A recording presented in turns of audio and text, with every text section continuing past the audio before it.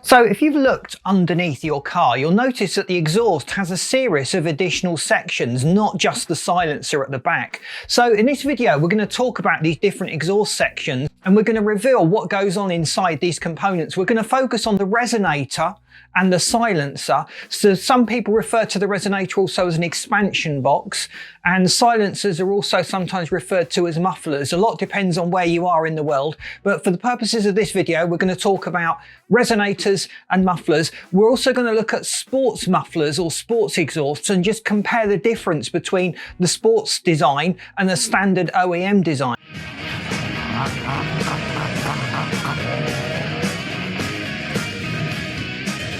So I don't really want to get into the realms of being extremely nerdy on this topic, but one thing to bear in mind with the exhaust system and the way an engine works is that you're dealing with pulses coming away from the engine. So each cylinder has an explosion and those gases are pulsing away from the engine at millisecond intervals. And you need to bear in mind that the exhaust system is designed to allow those gases to flow easily away from the engine, but to prevent them from flowing back towards the engine where you would have negative consequences to your performance and power. So your exhaust really needs to take those gases effectively away from the engine as quickly as possible.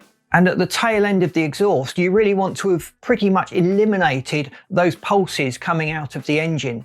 And that's really what a good exhaust system does. But we're going to focus primarily on the sound aspects because most of our viewers are just interested in performance, having a nice sounding car, and are wanting to buy some kind of performance upgrade that will not detrimentally affect the performance of their engine. If you can just boot that like button, I'd be really grateful because it helps us to get out there. We're only a small channel. We appreciate all of the help we get. So let's just kick off and have a look at the insides and how these different components actually work. So starting off, we're looking at the resonator and what the resonator does. So a resonator is basically like a maze. It's a series of chambers. They're often closed chambers. So here you've got an exhaust resonator, typical design. You've got a gap there that is a closed area that the exhaust gases just flow directly into, and the sound waves are bouncing around. So we'll highlight the exhaust gas flow in red so it doesn't flow out of that top chamber. It's contained. So that top chamber is primarily aimed at capturing the sound waves and forcing those sound waves to bounce around off each other,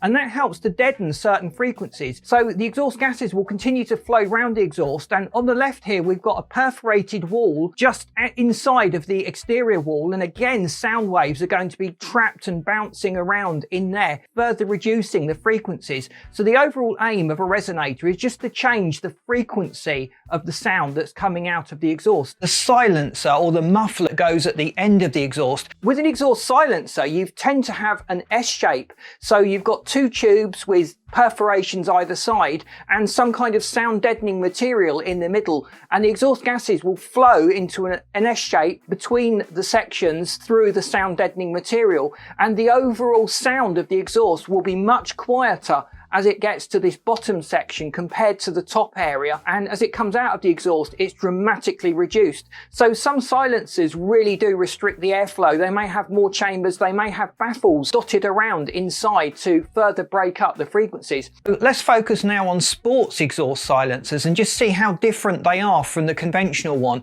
and where you typically see the gain. You've effectively got a straight through tube, so you've got a pipe here with holes or perforations in it, and they're designed to allow the sound waves to travel between the central exhaust flow and the outer walls of the exhaust, where they will bounce around and reflect around. Now the sound deadening material between the perforated tube and the walls of the exhaust. So here you've got an unimpeded flow of exhaust gases going straight through the exhaust, but the sound waves are bouncing around, they're being deadened by the sound deadening material, and the sports exhaust will be reducing the amount of noise coming out. Not as much as a conventional silencer, but it certainly won't be adding any restriction at all to the airflow, and this is why people choose to fit sports exhaust to their car. They give a much more favourable and predictable flow characteristic when it comes to tuning up the engine and getting the maximum power outputs from it.